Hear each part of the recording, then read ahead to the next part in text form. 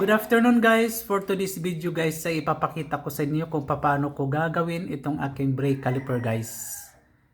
Nag-stock up na. So kailangan kong ayusin guys kasi delikado ito. Ito yung pangunahing problema ng mga driver kapag nagka-problema yung kanilang preno. So pag nag-stock up guys, delikado. Lagi na siyang naka-engage guys. So ito, panoorin nyo guys kung paano ko siya gagawin. Oh, wow. Kaya tanggalin talaga. Inat na.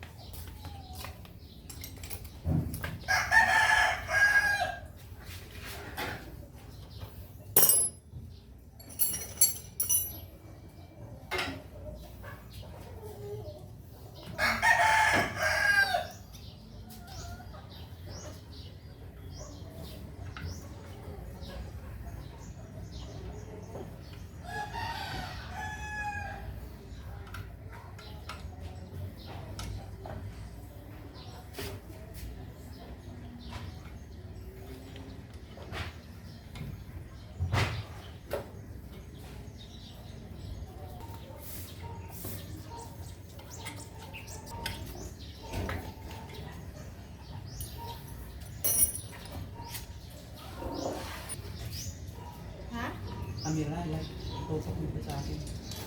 Ginagawa.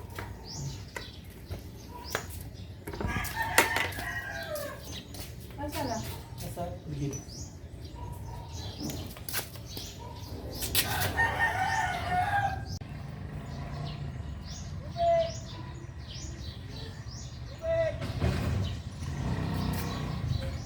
So, ito talaga ang may problema. Ayan o, piston. Sumisikip.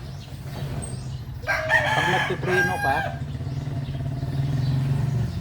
kumakagat pero hindi na siya bumabalik sa loob, kaya nag-i-stack up.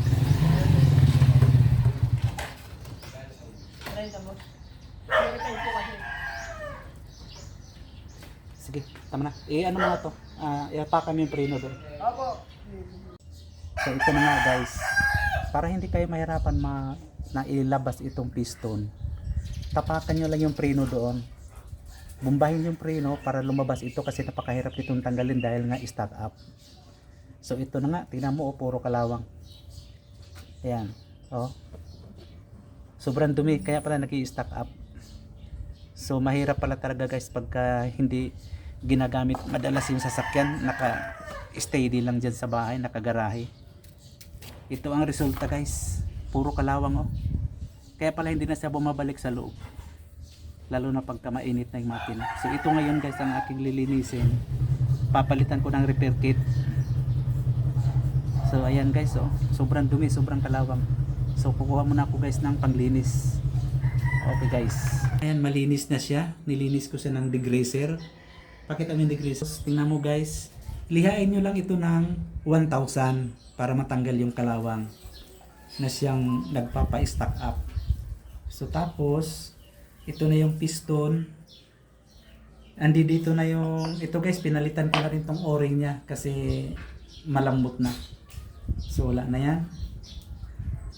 Tapos ito guys, parehas lang din ito guys ng ano ng caliper ng mga motor, kung motor yun sa inyo. Parehas lang din to. So ito, sasalpak niyo muna to dito. Lagyan niyo guys ng pampadulas para hindi siya mapunit yung goma. Kasi pag napunit yan, sisingaw na rin yan, tatagas yan. Yan. Yan na. Tapos isasalpak nyo na ngayon dito guys. Babalik na yan ngayon dyan ng dahan-dahan. Yan. Dahan-dahan lang guys. Kasi siyempre bago yan. Kaya masikip yan. So, hindi na din bibiglain para yung nilagay natin na goma ay hindi din siya masusugatan na wala ka na yung ano malalapitan. So kailangan lang guys na mayroong katalagang talent. Ibaon ko lang ito guys ng husto para hindi siya mahirap isalpak. Ito guys ay sa jeep ko. Yan. Tapos lalagyan niya nitong pinakapin. Ito yan sa pinakagilid guys.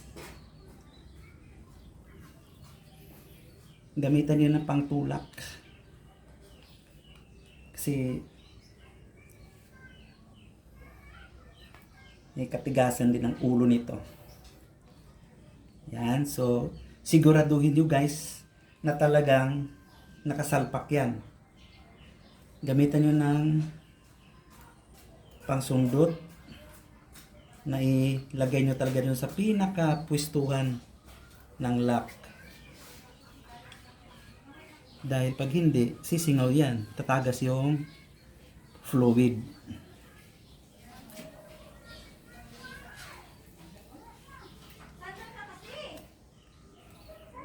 Yan guys. Okay na guys. Kita nyo na.